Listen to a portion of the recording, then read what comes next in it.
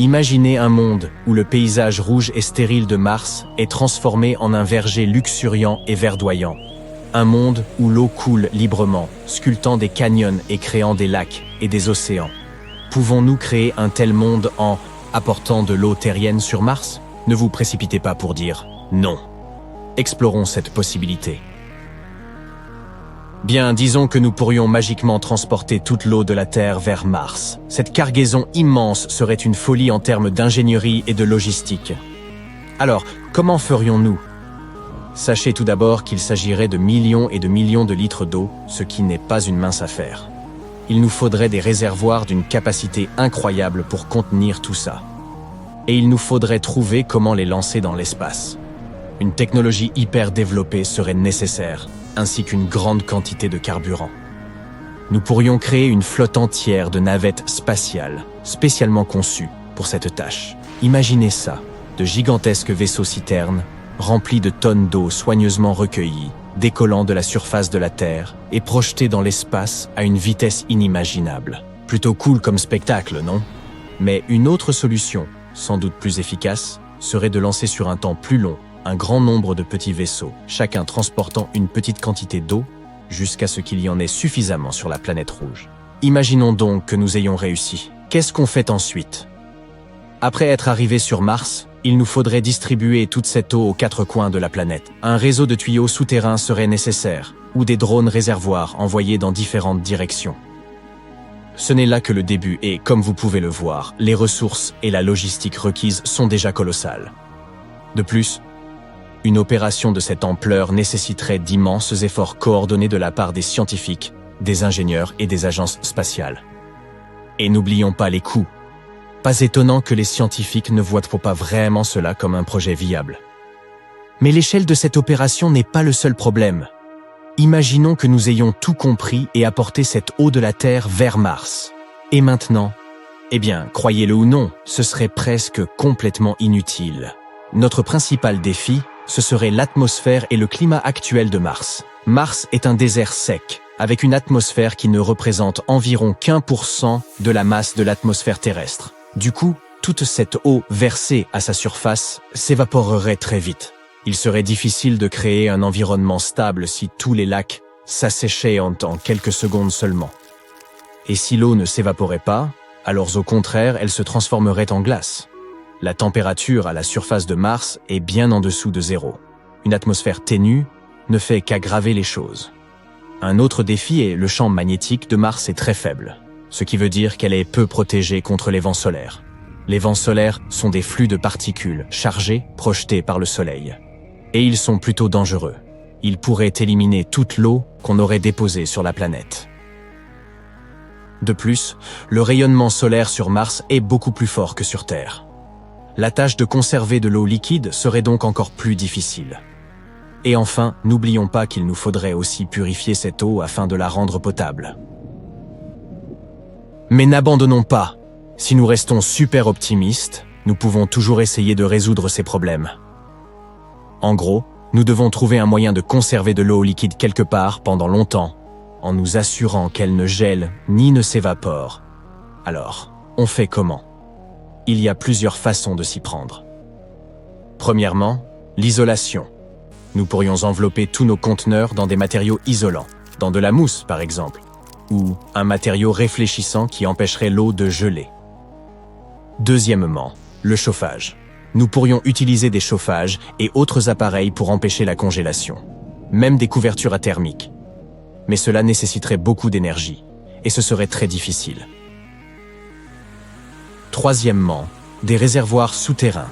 Nous pourrions creuser de grands trous et les recouvrir d'un matériau transparent qui laisserait passer la lumière du soleil. Ainsi, notre eau resterait bien au chaud.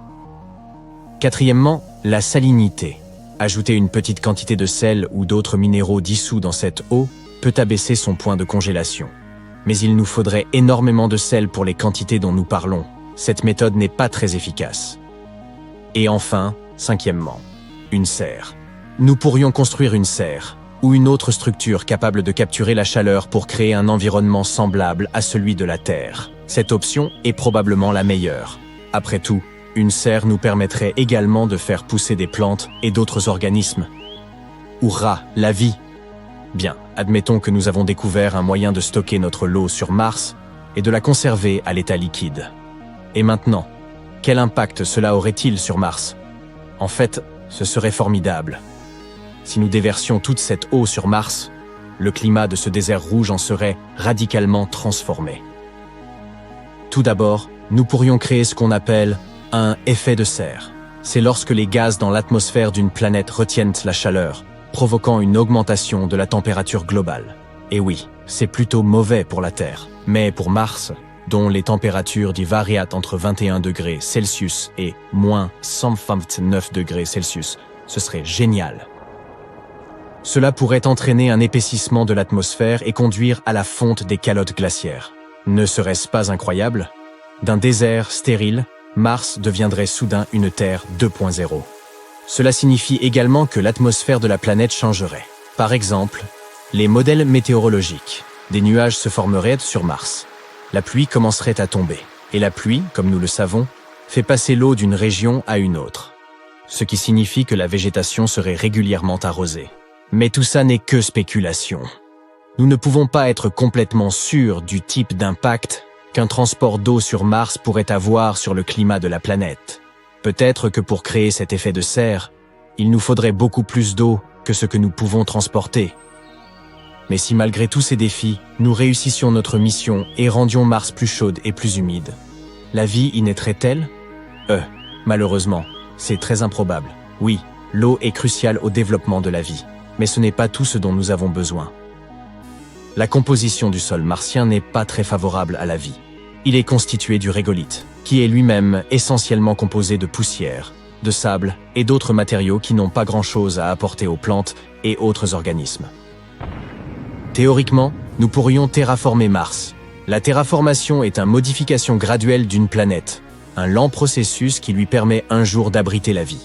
Mais c'est extrêmement complexe, difficile et coûteux. Et au fait, que deviendrait notre Terre dans cette histoire? Nous lui avons volé pas mal d'eau, n'est-ce pas? Du point de vue de la Terre, ce transport d'eau vers Mars nécessiterait une énorme quantité de ressources, de l'énergie, mais aussi différents matériaux. Et la quantité d'eau nécessaire serait littéralement stupéfiante. Une perte aussi importante dans les réserves terriennes aurait un impact significatif sur notre planète, surtout dans les régions où l'eau est déjà rare. Donc, en gros, c'est vraiment une mauvaise idée, peu importe le point de vue. Oui, ça peut sembler intéressant, mais ce n'est pas du tout un projet viable. Cela nécessiterait trop de ressources, trop d'argent, et ça ne vaudrait même pas le coup. C'est pourquoi les scientifiques et les agences spatiales ne prennent pas cette idée au sérieux. En outre, nous avons des objectifs beaucoup plus réalistes et réalisables dans le domaine de l'exploration martienne. Par exemple, nous étudions la géologie, l'atmosphère et la possibilité d'une vie passée ou présente. Nous espérons ainsi trouver des ressources capables de constituer la base de futures explorations humaines. En somme, nous avons encore pas mal de travail avant de pouvoir commencer à envisager sa colonisation. Écoutons donc de près ce que nous disent nos scientifiques. Est-il possible d'éteindre le Soleil? Par exemple, que se passerait-il si nous y déversions tous les océans de la Terre, voire même encore plus d'eau? Eh bien, découvrons-le ensemble. L'univers est un endroit plein de mystères. Depuis des temps immémoriaux, les savants s'interrogent sur le fonctionnement de l'espace. Mais aucun d'entre nous n'a jamais douté de l'existence d'une chose, le Soleil. Ah, le centre de notre système solaire. Il est grand, brillant et immortel? Non, pas vraiment. En fait, le Soleil n'est qu'une étoile ordinaire. Il est composé de 75% d'hydrogène, d'un peu d'hélium et d'une pincée d'autres éléments lourds. La gravité maintient tout cela ensemble. Mais dans environ 5 milliards d'années, le cycle de vie du Soleil arrivera à son terme. L'hydrogène qu'il contient s'épuisera. Notre étoile commencera à grossir progressivement. Et tu ne peux même pas imaginer à quel point elle deviendra grande. Et ensuite, il commencera à dévorer toutes les planètes proches. C'est à ce moment-là que nous regretterons d'être si près de lui. Après nous avoir tous absorbés, l'étoile restera une géante rouge pendant encore 1 milliard d'années environ. Et puis, tôt ou tard, elle commencera à rétrécir et à s'éteindre, se transformant en une naine blanche. À la fin, il ne restera d'elle qu'une nébuleuse planétaire brillante et colorée. Mais n'aie pas peur, En ce moment, le Soleil est au milieu de son cycle de vie. Il est né il y a environ 4,5 milliards d'années et il a à peu près autant de temps devant lui. Heureusement, nous sommes apparus pendant la période la plus propice et la plus stable de cette étoile. En d'autres termes, il n'y a aucune raison de s'inquiéter, mais tâchons plutôt d'en imaginer une. Et si on accélérait le cycle de vie du Soleil en utilisant de l'eau? Nous allons essayer de rassembler toute l'eau de la Terre et de la verser sur le Soleil.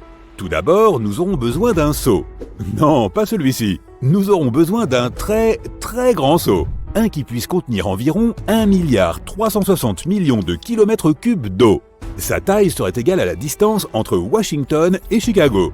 Ou si nous ne pouvons trouver que des seaux ordinaires, il nous faudrait environ 70 trillions d'entre eux. Oui, on parle bien d'un nombre à 18 zéros. Bon, imagine que nous ayons obtenu une telle quantité de seaux par magie. Il est temps d'éteindre le Soleil. Nous aspergeons l'étoile avec toute cette eau et... Rien? Sérieusement? Oh, regarde ça! Le Soleil a probablement eu pitié de nous et a produit une toute petite éruption solaire. Il s'avère que toute l'eau de la Terre ne représente en fait qu'une ridicule gouttelette pour le Soleil. Les gens sous-estiment souvent à quel point le Soleil est infiniment plus grand que notre planète. En réalité, il peut contenir plus d'1,3 million terres. Alors, en effet, le Soleil ne s'éteindra pas et ne deviendra même pas plus froid. Il ne remarquera même pas que nous avons fait quoi que ce soit. Mais ne lâchons pas l'affaire. Nous voulons vraiment éteindre le Soleil pour une raison ou pour une autre. Que se passe-t-il si nous versons juste assez d'eau dessus? Et quelle quantité représente cette assez? Tu te souviens de nos trillions de seaux? Eh bien, nous avons en fait besoin d'environ 370 quadrilliards de ceux-ci. Ce nombre comporte 27 zéros. C'est difficile à imaginer, alors disons simplement que ça fait beaucoup d'eau. Maintenant, déversons à nouveau tout cela sur le Soleil. Waouh! Regarde donc cette vapeur! Mais le Soleil ne s'est toujours pas éteint pour autant.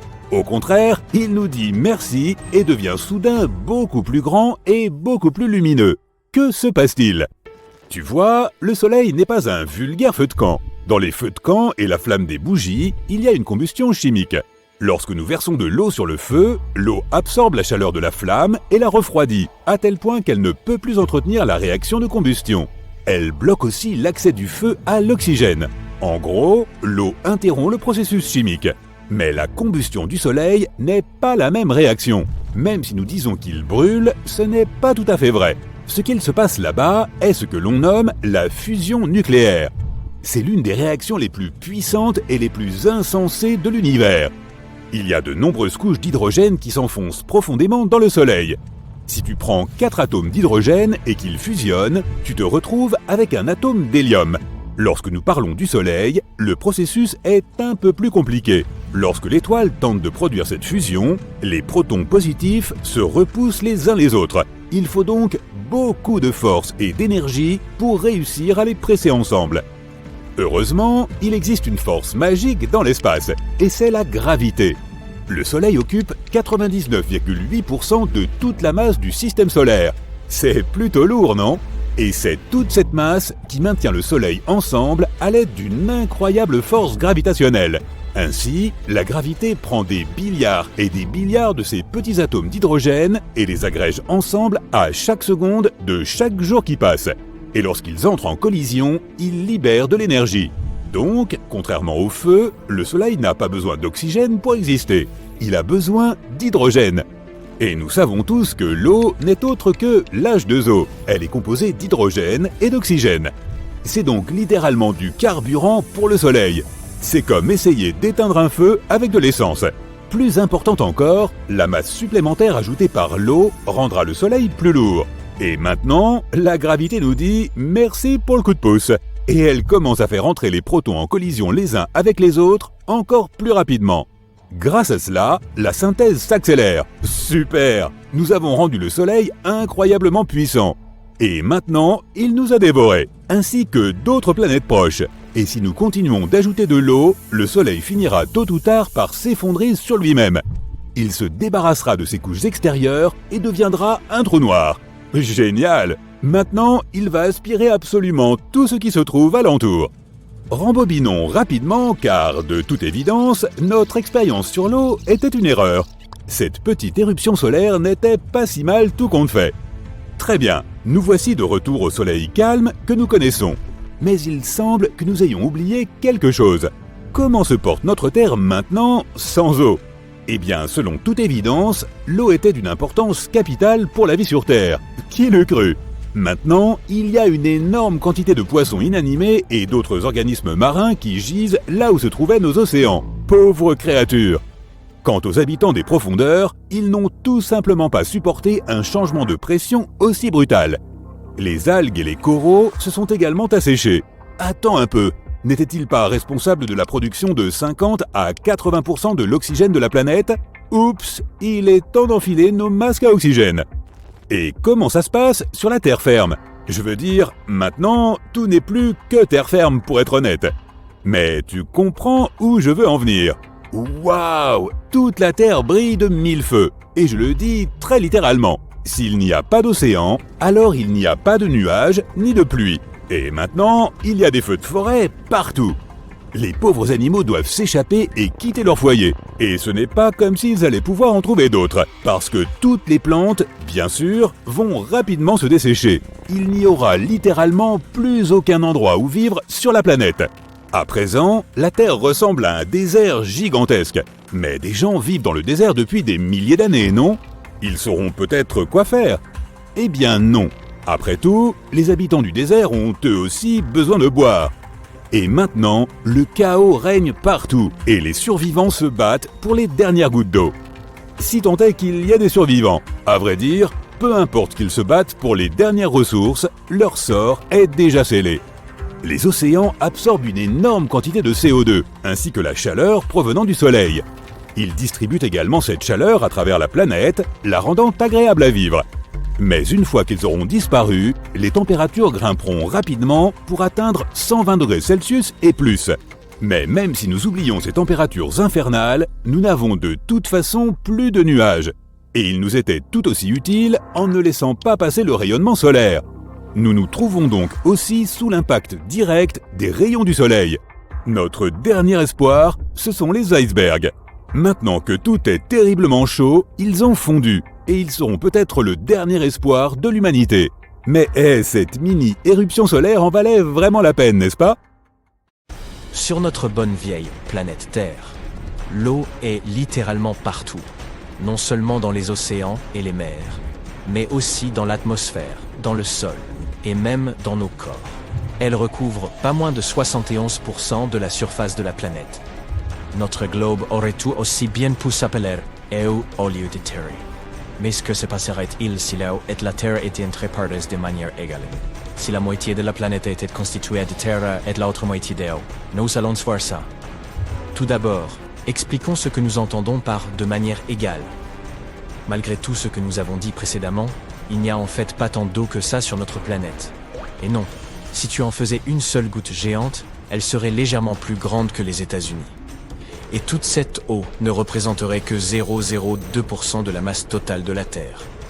Il s'avère donc que toutes ces horribles profondeurs océaniques inexplorées ne sont en fait pas grand-chose. Maintenant, imagine que nous modifions la composition de notre planète en nivelant le volume d'eau et de terre. Que se passerait-il alors ? Nous aurions alors une planète océan assez effrayante. Cette planète ressemblerait à un océan sans fin. Tu aurais peu de chances d'y trouver ne serait-ce qu'une ou deux petites îles. Et si tu en trouvais, elles seraient probablement au sommet d'énormes montagnes sous-marines. Ce monde serait pratiquement inhabitable. Depuis sa surface, tu ne pourrais pas voir le soleil ou quoi que ce soit d'autre dans le ciel. Tu ne saurais pas quelle heure il est, ni où tu te trouves exactement. Tout cela à cause du brouillard et des nuages incroyablement épais. Ce genre de conditions météorologiques serait permanent sur une telle planète. De plus, tu ne saurais même pas où l'eau commence et où le brouillard se termine, car le taux d'humidité serait extrêmement élevé. Mais pourrait-il y avoir encore de la vie ? Peut-être à l'intérieur de l'océan lui-même ? Malheureusement, c'est également très peu probable. Tu vois, pour atteindre le fond de cet océan, il te faudrait nager verticalement, non pas pendant plusieurs heures, mais pendant plusieurs jours. Et même après un tel voyage, tu ne verrais pas encore le fond. L'océan ne serait pas sans fond, bien sûr. mais le plancher serait principalement constitué de glace très dure et impénétrable. Pas le type de glace auquel nous sommes habitués. Cette glace serait différente. Il en existe différents types, appelés glace vie, glace VI, etc.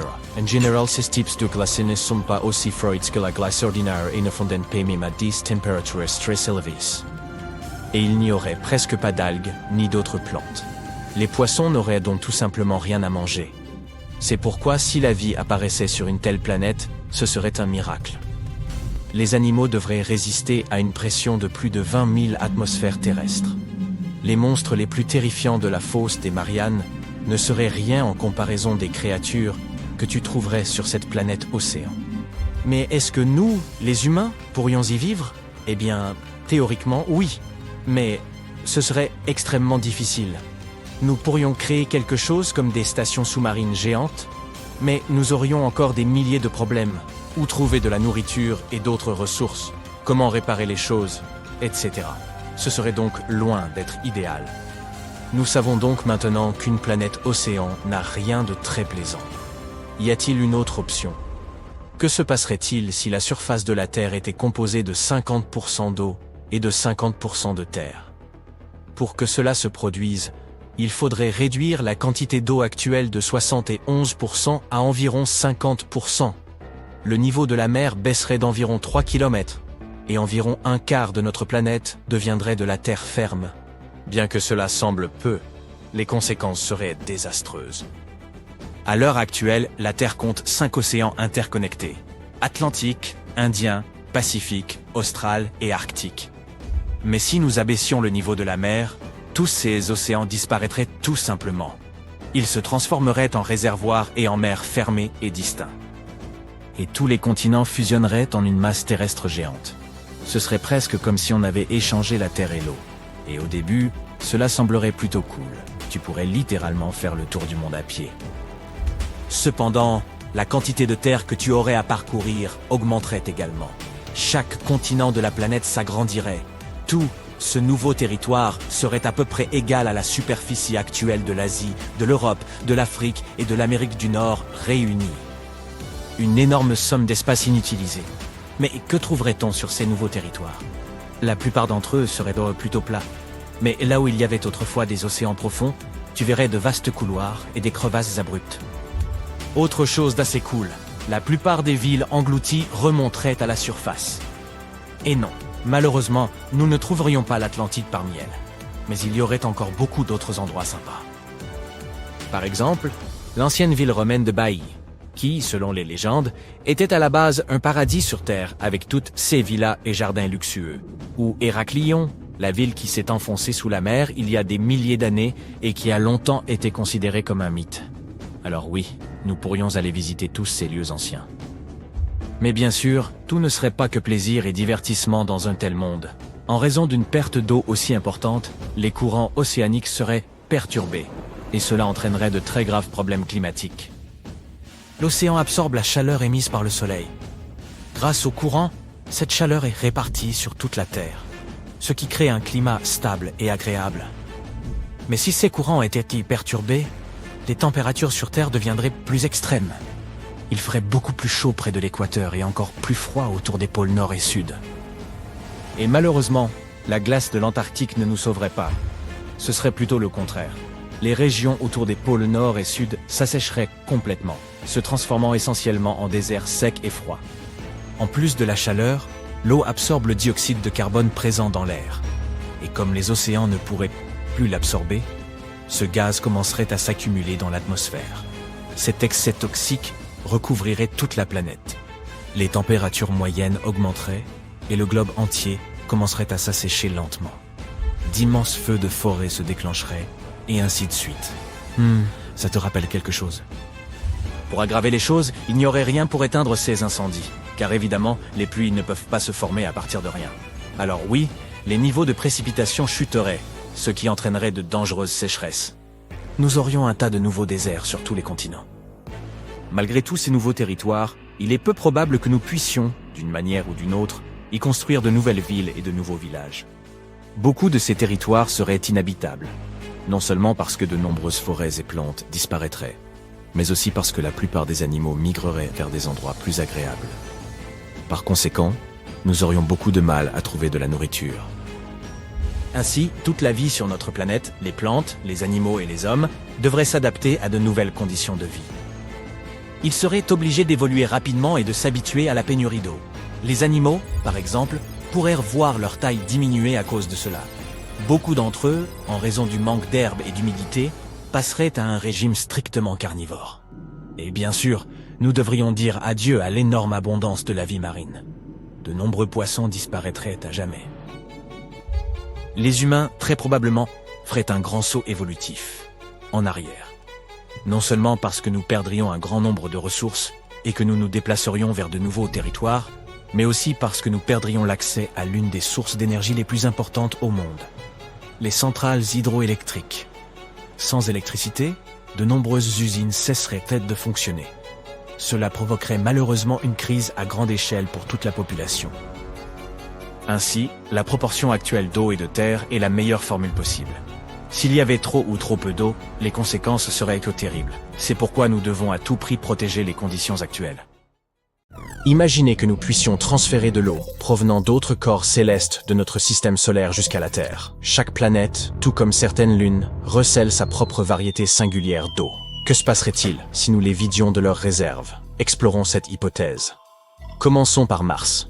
La planète rouge, bien qu'elle ne puisse rivaliser avec la Terre en matière de station balnéaire, possède un atout remarquable, de l'eau à l'état solide. À ses extrémités, elle arbore de vastes calottes polaires, semblables à des coiffes de glace. La calotte boréale est composée d'un mélange d'eau et de dioxyde de carbone, tandis que l'Austral se distingue par une composition majoritairement faite de glace d'eau. Si Mars abritait ses propres ours polaires, il s'y acclimaterait sans peine. Durant l'hiver, ces formations glacées s'étendent davantage, enrichies par le gel de nouvelles couches. À l'inverse, en été, elles se rétractent légèrement, une partie de la glace se sublimant alors en gaz. Il ne faut pas non plus négliger l'eau gelée enfouie dans le sol. Bien que la surface paraisse aride et rocailleuse, Mars dissimule sous sa surface des réservoirs de glace insoupçonnés. Qu'adviendrait-il si l'on amenait l'ensemble de cette eau martienne gelée sur notre planète? Le résultat ne serait pas aussi simple qu'il n'y paraît. L'eau martienne diffère sensiblement de la nôtre. Elle contient des cristaux de glace enrichis en deutérium. Le deutérium, proche parent de l'hydrogène ordinaire, est légèrement plus massif et possède un neutron supplémentaire dans son noyau. Le fait est le suivant. La vie terrestre, qu'il s'agisse des végétaux, des animaux ou des créatures aquatiques, s'est progressivement adaptée à une eau abondante en hydrogène. L'eau martienne, alourdie par un excès de deutérium, pourrait s'apparenter à une boisson étrangère à leur métabolisme. Il est donc possible que plantes et les animaux adoptent des comportements inattendus, voire profondément altérés. L'eau martienne pourrait paraître trop dense aux plantes, comme si elle devait absorber un épais milkshake plutôt qu'un léger smoothie. Certaines gagneraient en vigueur et en taille, tandis que d'autres mettraient sans doute du temps à s'adapter à cette saveur inédite. Concernant les animaux, la situation devient nettement plus énigmatique. Les effets observés dépendraient de multiples facteurs, variables selon les espèces. Leur comportement pourrait être altéré. Alimentation différente en quantité et qualité, variation d'énergie, entre autres. Une eau riche en deutérium influencerait également leur développement, tout en augmentant leur vulnérabilité à diverses infections et maladies. Et qu'en est-il des poissons et de la vie aquatique? Leur processus métabolique pourrait subir des modifications notables, ralentir ou perdre en efficacité. Ils risqueraient également de faire face à de nombreuses pathologies et déséquilibres. L'ensemble de l'écosystème devrait probablement s'adapter à cette nouvelle eau. Il demeure difficile d'affirmer cela avec certitude, car aucune expérience comparable n'a été réalisée, mais cela serait fort désagréable pour ces créatures. L'introduction d'eau martienne sur Terre serait une expérience considérable. Notre planète est le théâtre d'une interaction délicate entre écosystèmes. Cela reviendrait donc à lancer un coup de pied dans une fourmilière. Mars n'est cependant pas le seul corps céleste de notre système solaire à posséder de l'eau. Celle-ci a également été détectée sur certaines lunes, comme Europe, l'un des nombreux satellites de Jupiter.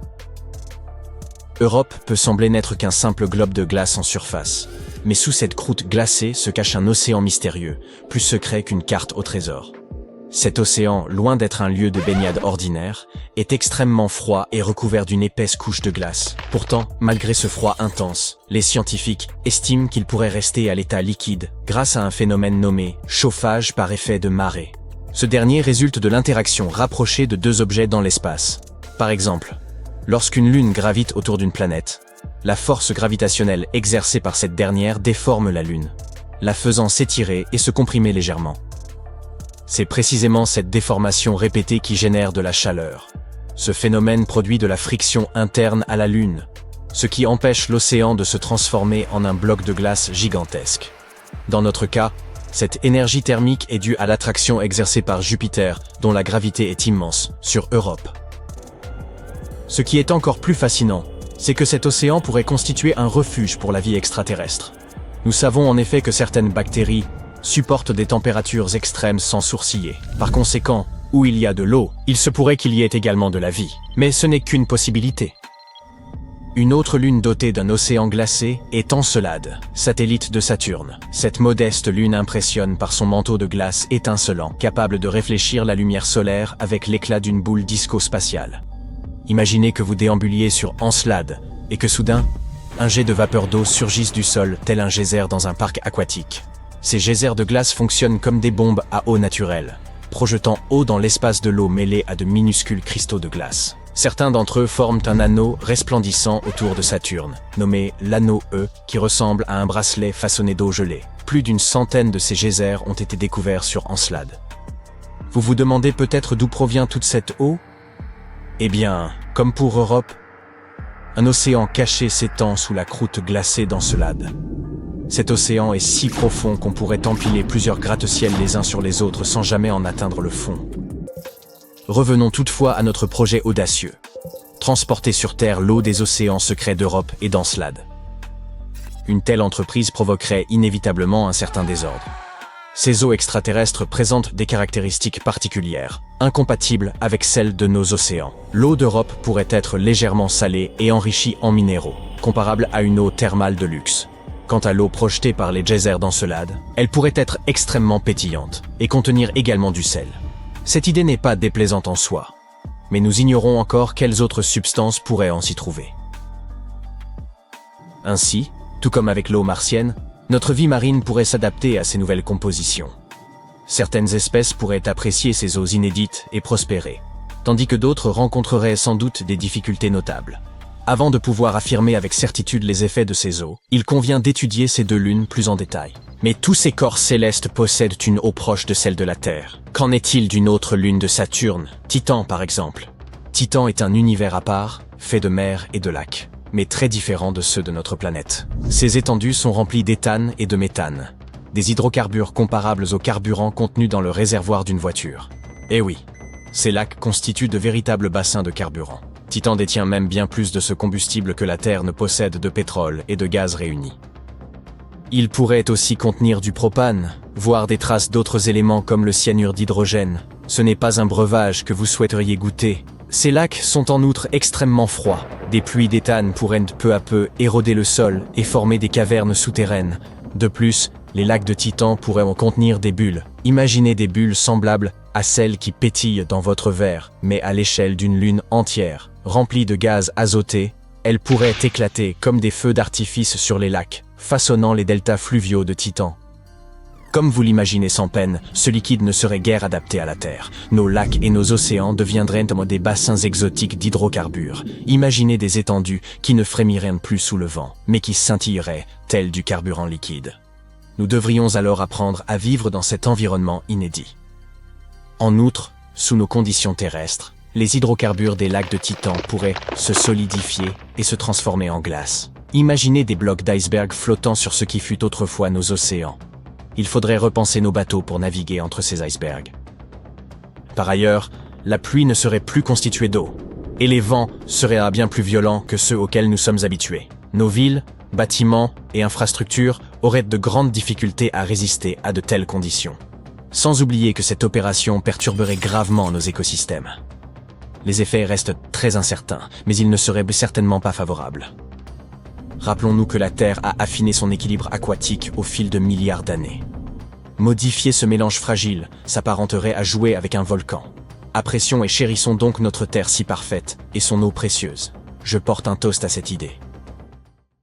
À première vue, on pourrait penser que le Soleil brûle. Ce n'est toutefois pas le cas, car la combustion de notre étoile n'est pas de nature chimique, mais repose sur la fusion nucléaire. Le Soleil ne risque donc pas de manquer d'oxygène ou d'interrompre sa combustion, puisqu'il n'utilise pas d'oxygène pour brûler. Contrairement à la combustion du carbone qui nécessite de l'oxygène, ce processus s'arrête en l'absence de ce dernier. Prenez l'exemple d'une bougie. Si vous la couvrez, elle n'aura plus accès à l'oxygène et cessera de brûler. En revanche, la fusion nucléaire consiste à fusionner les noyaux d'atomes pour former de nouveaux noyaux plus massifs, ce qui entraîne la transformation de ces atomes en de nouveaux éléments. Ce processus ne requiert ni oxygène ni aucune autre substance. Il suffit d'une pression ou d'une température suffisamment élevée pour rapprocher les noyaux des atomes, permettant ainsi de surmonter leur répulsion électrostatique et de les fusionner en un seul noyau. En 2011, 2 équipes d'astronomes ont découvert un immense nuage d'eau flottant dans l'espace. Il s'agit du plus grand et du plus lointain réservoir jamais détecté dans l'univers. Ce nuage de vapeur d'eau entoure un gigantesque trou noir, appelé quasar, situé à 12 milliards d'années-lumière de la Terre. L'environnement qui règne autour de ce quasar est probablement unique, produisant d'énormes quantités d'eau par la collision des atomes d'hydrogène et d'oxygène. Ce nuage contient 140 000 milliards de fois la quantité d'eau présente sur notre planète, ce qui pourrait fournir à chaque être humain l'équivalent de 20 000 planètes en eau. Plus impressionnant encore, les astronomes estiment que ce nuage d'eau s'est formé à peine 1,6 milliard d'années après la naissance de l'univers. Pour les scientifiques, c'est une preuve supplémentaire que l'eau est omniprésente dans l'univers et existait dès ses débuts. Avant cette découverte, on n'avait jamais observé de vapeur d'eau aussi loin dans l'univers primitif. Bien que notre galaxie, la Voie lactée, contienne également de l'eau, la majorité de cette eau se trouve sous forme de glace. L'eau n'est pas la seule substance à flotter dans l'espace, on y trouve également de l'alcool. En 2009, des chercheurs examinant un vaste nuage de gaz et de poussière au centre de notre galaxie ont fait une découverte surprenante. La présence de formiate d'éthyle, une molécule responsable de l'arôme sucré des framboises. Ils ont également identifié une autre région intéressante, riche en alcool éthylique, le même que l'on retrouve dans de nombreuses boissons. Au pôle nord de Saturne, une tempête énigmatique fait rage. D'une taille gigantesque, elle s'étend sur une superficie plus vaste que celle de notre planète et présente un motif hexagonal déconcertant. À ce jour, l'origine de cette forme inhabituelle demeure inexpliquée. Découvert pour la première fois en 1987, cet hexagone est resté caché dans l'obscurité jusqu'à ce que la lumière du Soleil le révèle à nouveau. Peu après, la sonde Cassini, spécialement conçue pour l'exploration du système saturnien, a capturé une série d'images saisissantes, ainsi qu'une vidéo de cette tempête hexagonale. Il s'est avéré que sa taille était colossale, avec une profondeur estimée à environ 290 km. L'œil de la tempête est 50 fois plus grand que celui des tempêtes typiques sur Terre. De plus, elle change progressivement de couleur, passant du bleu au doré. Des vents composés d'hydrogène et d'ammoniac encerclent la tempête, atteignant une vitesse de plus de 480 km/h. Elle possède plusieurs centres, dont certains tournent dans le sens horaire et d'autres dans le sens inverse. Le plus grand vortex, qui paraît blanc, est 2 fois plus massif qu'un ouragan ordinaire sur Terre. Quant à l'hexagone en lui-même, il s'agit d'un courant de jet formé de gaz atmosphérique. Les spécialistes le décrivent comme un simple courant fait d'air et de phénomènes météorologiques. Un détail intrigant réside dans la présence d'un vortex à une altitude supérieure à celle des nuages de Saturne, ressemblant à une structure imposante. Les aurores de Saturne, provoquées par le champ magnétique de la planète, se situent au-dessus de l'hexagone, ajoutant une touche onirique à son apparence.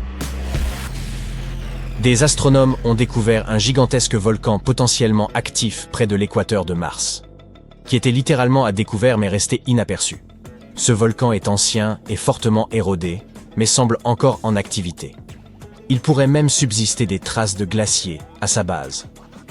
Cette découverte ouvre la voie à un site prometteur pour la recherche de vie et constitue également une destination potentielle pour de futures explorations, tant humaines que robotiques. La structure n'a pas encore reçu de nom officiel, et est provisoirement désignée sous le nom de volcan Noctis. Elle culmine à 9000 mètres et s'étend sur une distance impressionnante de 450 km. Une telle envergure suggère que le volcan est actif depuis une période prolongée. Dans sa partie sud-est, on observe un mince dépôt volcanique récent, et il est possible que de la glace subsiste encore en dessous. À environ 700 millions d'années-lumière de la Terre se trouve un immense vide, dépourvu de galaxies, d'étoiles, de planètes ou d'astéroïdes. Un néant total. Ce vide, de forme vaguement sphérique, mesure environ 330 millions d'années-lumière de diamètre. Notre galaxie, la Voie lactée, pourrait y tenir des milliards de fois. Ce phénomène est connu sous le nom de vide du Bouvier, situé dans la constellation du même nom. C'est le laboureur qui conduit les 7 bœufs du septentrion. Initialement surnommé le Grand Rien, il a par la suite reçu son nom actuel. Aujourd'hui, nous savons que les galaxies forment une structure semblable à une toile géante. La majorité d'entre elles appartiennent à de longues formations appelées filaments, qui traversent l'univers et se rencontrent pour créer des zones de forte densité, connues sous le nom d'amas de galaxies. Cependant, entre ces amas et ces filaments se trouvent d'immenses vides, presque totalement dépourvus de galaxies. Ces vides représentent près de 80% de l'univers observable, et la plupart d'entre eux sont gigantesques, mesurant de 30 à 300 millions d'années-lumière de diamètre. Le vide du Bouvier est l'un des plus massifs, au point d'être qualifié de supervide. Les astronomes estiment qu'il pourrait être le fruit de la fusion de plusieurs vides plus petits. Il existe une planète en diamant qui orbite autour d'une étoile dans la constellation du Cancer et accomplit une rotation complète en seulement 18 heures terrestres. Ce corps céleste porte le nom scientifique de 55 Cancri E. Son rayon est 2 fois plus grand que celui de la Terre, et sa masse est 8 fois supérieure. Cette planète est extrêmement chaude, avec des températures sur sa face éclairée, pouvant atteindre près de 2760 degrés.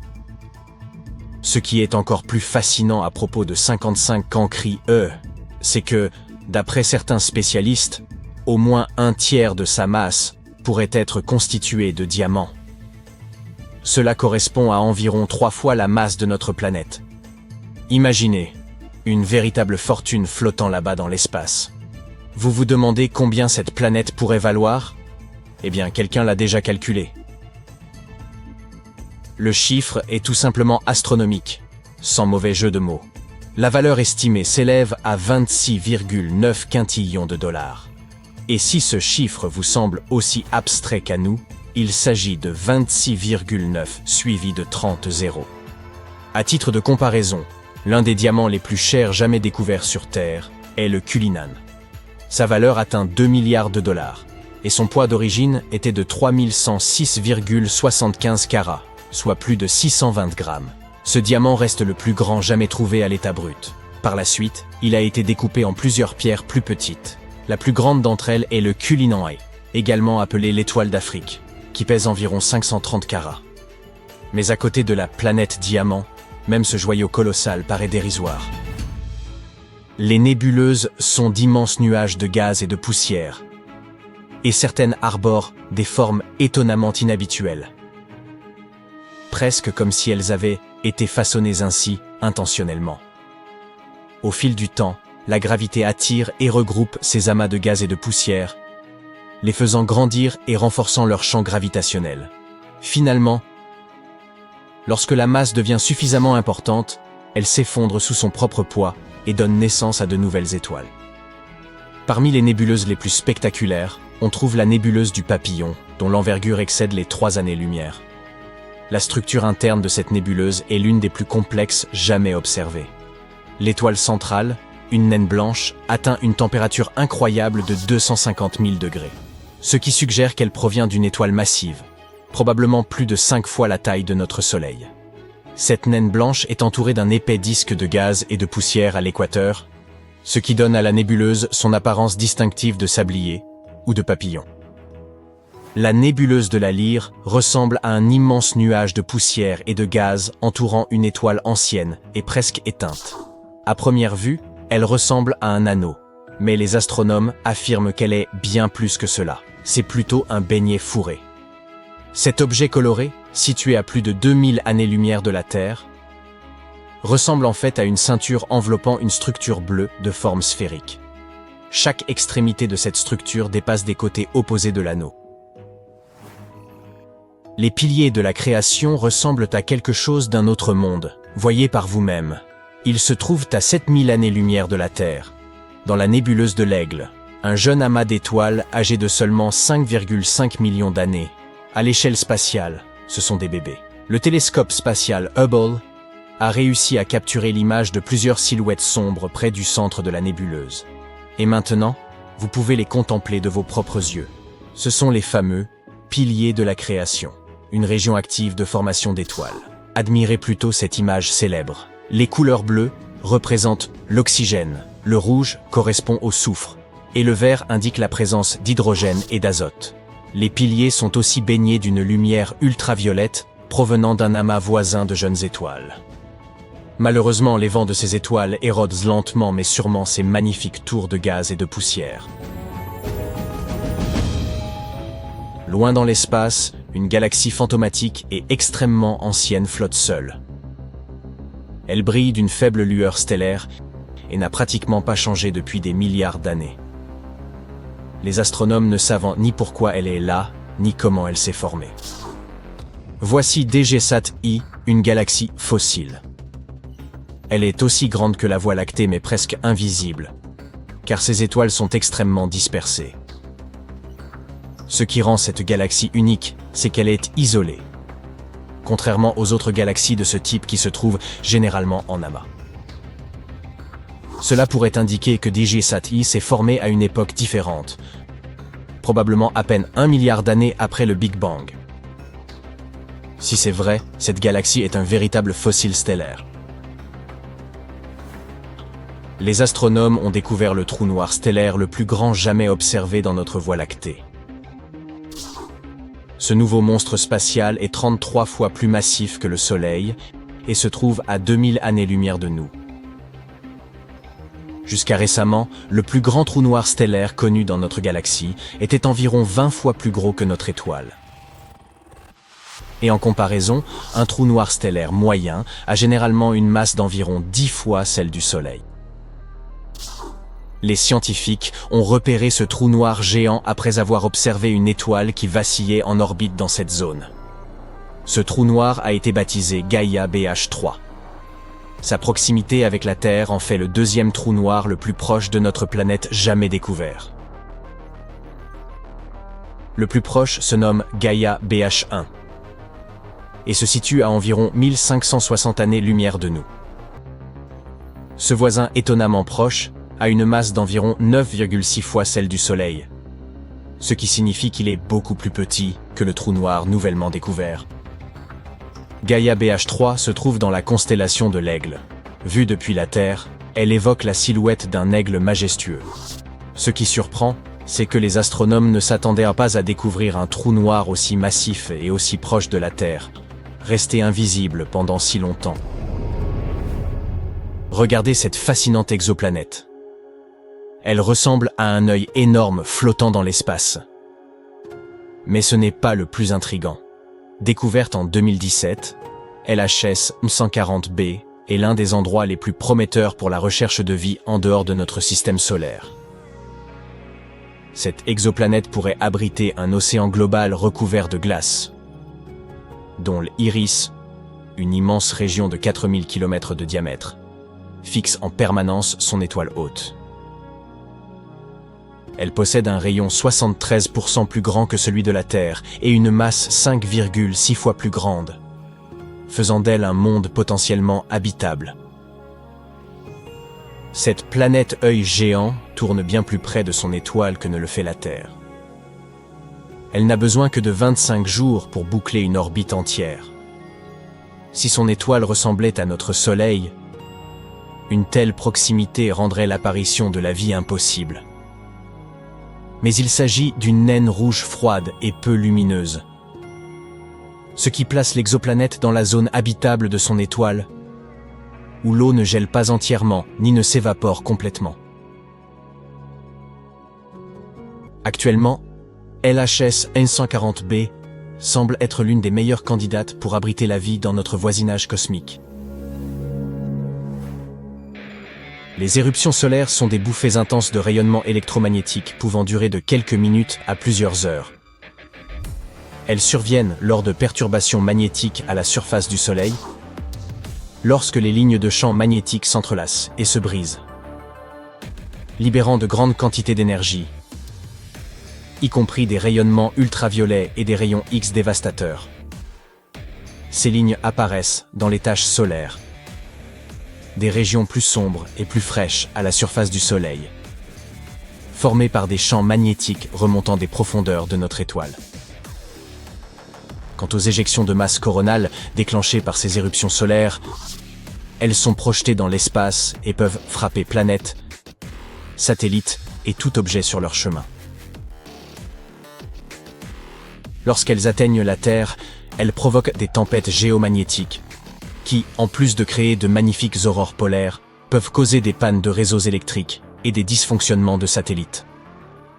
Tous ces phénomènes solaires extrêmes, éjections de masse coronale, taches et éruptions solaires, s'intensifient considérablement durant le pic du cycle d'activité solaire de 11 ans, connu sous le nom de maximum solaire.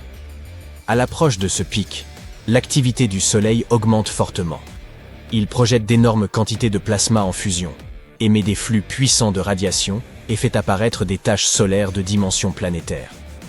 Initialement, les experts prévoyaient que le cycle solaire actuel atteindrait son apogée en 2025. Toutefois, au vu de l'augmentation récente du nombre de taches, de la fréquence des tempêtes solaires intenses et d'autres phénomènes rares, il semble que ce maximum puisse survenir plus tôt que prévu.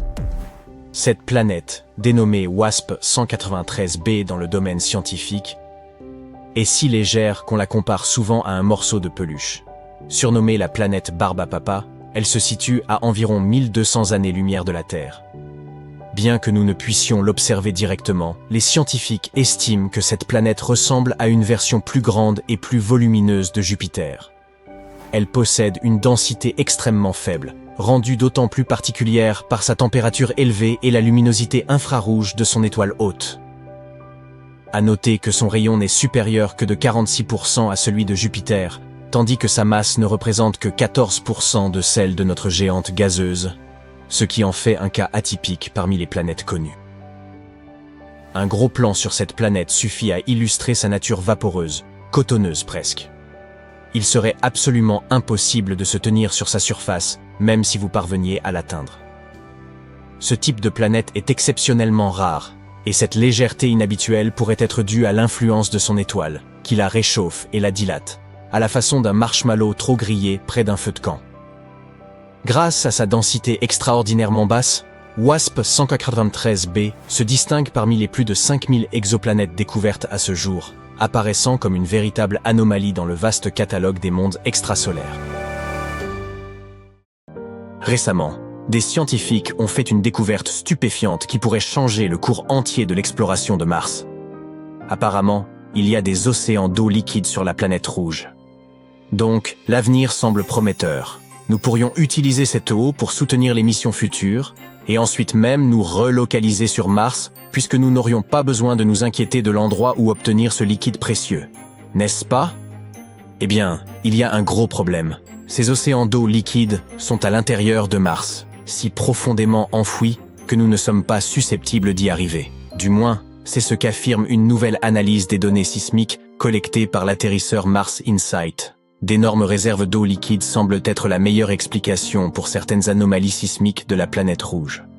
Ainsi, toute cette eau précieuse est hors de notre portée. Mais nous devons la trouver pour résoudre le puzzle de l'histoire aquatique de notre voisin rougissant et poussiéreux. Et la première chose que nous devons faire est d'identifier où se trouve l'eau et en quelle quantité la planète la cache. Maintenant, nos rovers s'affairent à la surface de la planète rouge, recueillant toutes les données disponibles sur la géologie de la surface de la planète. Et il devient de plus en plus évident que Mars était autrefois recouverte d'eau. De nombreux facteurs, des terrains martiens aux anciens lits de lacs asséchés et aux deltas, suggèrent qu'il fut un temps où la planète était assez détrempée. De nos jours, il y a encore un peu d'eau à la surface, et juste en dessous de la surface de Mars, mais elle est sous forme de glace et n'est en rien comparable à ce que Mars avait dans le passé lointain. Pour comprendre combien il aurait pu y avoir sur la planète rouge il y a des milliards d'années, nous devons savoir où toute cette eau est allée. Il y a 2 endroits où l'eau aurait pu aller, dans l'espace ou vers l'intérieur de Mars. Ensuite, elle aurait pu être isolée sous forme de réservoirs liquides ou de dépôts de glace. Actuellement, nous n'avons aucun moyen de mesurer la quantité d'eau qui s'est échappée autrefois. Mais maintenant, nous pouvons enfin en savoir plus sur le centre visqueux de la planète rouge. Tout cela grâce à l'atterrisseur Mars Insight. Il ne fonctionne plus. Mais de novembre 2018 à décembre 2022, il écoutait les bourdonnements et les grondements et surveillait l'activité sous ses pieds. Le fait est que les ondes acoustiques, générées par l'activité sismique en profondeur à l'intérieur de la planète, peuvent changer en fonction de la composition et de la densité du matériau à travers lequel ces ondes se déplacent.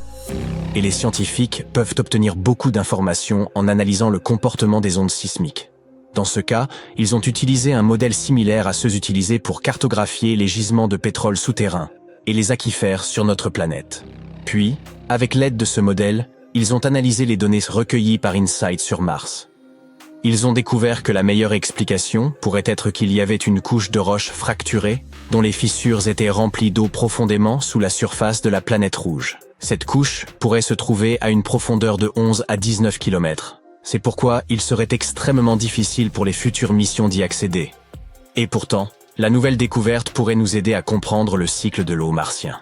Confirmer l'existence d'un grand réservoir d'eau liquide peut nous donner un aperçu de ce que le climat sur Mars était autrefois, ou de ce qu'il pourrait être un jour. Et si Mars avait eu beaucoup d'eau autrefois, elle aurait pu être habitable dans un passé lointain et pourrait le redevenir à l'avenir. L'eau est cruciale pour la vie telle que nous la connaissons. Ainsi, les réservoirs d'eau souterrains sur la planète rouge pourraient déjà être habitables. Peut-être qu'en ce moment même, de minuscules micro-organismes ou même des créatures tentaculaires vivent leur vie dans le confort de leur demeure souterraine. Sur Terre, des mines ultra profondes abritent de la vie. Et le fond de l'océan, avec ses pressions immenses et incroyables, n'est pas non plus dépourvu de vie. Jusqu'à présent, nous n'avons trouvé aucune preuve de vie sur Mars. Mais pour l'instant, il semble que cet endroit ait le potentiel de soutenir la vie. Les données d'InSight ont montré qu'il n'y a probablement pas beaucoup de glace d'eau dans la croûte supérieure de la planète, du moins dans la région autour de l'atterrisseur. Mais s'il s'avère qu'il y a une couche riche en eau plus profondément sous la surface et s'étendant autour de tout le globe de la planète, alors il y aurait suffisamment d'eau pour remplir les lits des anciens océans et même plus. Mars n'est pas le seul endroit en dehors de la Terre où il y a de l'eau ou où nous pourrions un jour trouver de l'eau. Prenons par exemple la bonne vieille Lune. Sur le satellite naturel de la Terre, on peut trouver de l'eau partout à la surface. Mais ce n'est pas l'eau que vous imaginez peut-être. Sur la Lune, l'eau reste principalement sous forme de glace, et elle est répartie de manière inégale. Par exemple, les pôles de la Lune sont des régions qui ne reçoivent jamais la lumière du Soleil. C'est pourquoi elles sont extrêmement froides. Donc, il n'est pas étonnant qu'il y ait beaucoup de glace là-bas. La glace dans ces zones est également souvent mélangée avec le sol lunaire et se cache profondément sous la surface. Ensuite, il y a Encelade, la 6e plus grande lune de Saturne. En réalité, elle n'est pas si grande, seulement 505 km de diamètre. En d'autres termes, cette lune est suffisamment petite pour tenir à l'intérieur de l'Arizona. Oh, nous devrions essayer cela. Fait intéressant. Lorsque la sonde spatiale Cassini est arrivée pour la première fois à Saturne, les chercheurs s'attendaient à ce qu'Encelade soit une boule de glace gelée. Mais ce qu'ils ont vu, ce sont des panaches de particules de glace et de vapeur d'eau jaillissant de geysers à la surface de la Lune. Il était clair qu'il y avait un océan massif entre le noyau rocheux de la Lune et sa coquille de glace. Ensuite, il y a la Lune de Jupiter, Europe. Les scientifiques pensent que ce monde est l'un des endroits les plus prometteurs du système solaire en ce qui concerne la recherche de nouvelles formes de vie. Cela s'explique par le fait qu'Europe possède un immense océan d'eau salée d'une profondeur allant de 64 à 161 km. Et même s'il se trouve sous une couche de glace qui serait probablement épaisse de 16 à 32 km, il est encore potentiellement habitable. Les astronomes croient que des panaches d'eau pourraient jaillir des fissures de la coque de glace et libérer le contenu de l'océan de la Lune dans l'espace. La température, la pression et la chimie sont très différentes sur Europe, et les astronomes ne savent pas encore comment la glace se comporte là-bas. C'est la principale raison pour laquelle ils n'ont pas encore déterminé à quelle profondeur ou quelle taille sont les réservoirs d'eau sur Europe et combien de temps ils ont besoin pour se recongeler. Mais parmi tous les endroits où nous pourrions trouver de l'eau dans l'univers, le plus bizarre est probablement l'espace ouvert. En 2011, 2 équipes d'astronomes ont découvert un nuage d'eau flottant librement parmi les étoiles. C'était le plus grand et le plus éloigné réservoir d'eau jamais détecté. Donc, ce nuage massif de vapeur d'eau entoure un trou noir, mais pas n'importe quel trou noir. C'est un quasar situé à 12 milliards d'années-lumière de la Terre. Les conditions autour de ce quasar doivent être vraiment spéciales pour créer une telle quantité d'eau. Ce nuage contient 140 000 milliards de fois le volume de toute l'eau de la Terre. Cela suffit à donner à chaque personne sur la planète l'équivalent de l'eau de toute une planète, 20 000 fois. Ça semble fou, non ? Mais il y a quelque chose d'encore plus incroyable. Les astronomes pensent que ce nuage d'eau s'est formé seulement 1,6 milliard d'années après la création de l'univers lui-même. Cette découverte est encore un autre signe que l'eau a existé partout dans l'univers, même à ses débuts. Mais voici le point culminant. Jusqu'à cette découverte, les scientifiques n'avaient jamais détecté de vapeur d'eau aussi loin dans le temps. Bien sûr, il y a de l'eau dans notre galaxie, la Voie lactée, mais la plupart est gelée dans la glace. Cette découverte repousse vraiment les limites de ce que nous savons sur l'eau dans l'univers.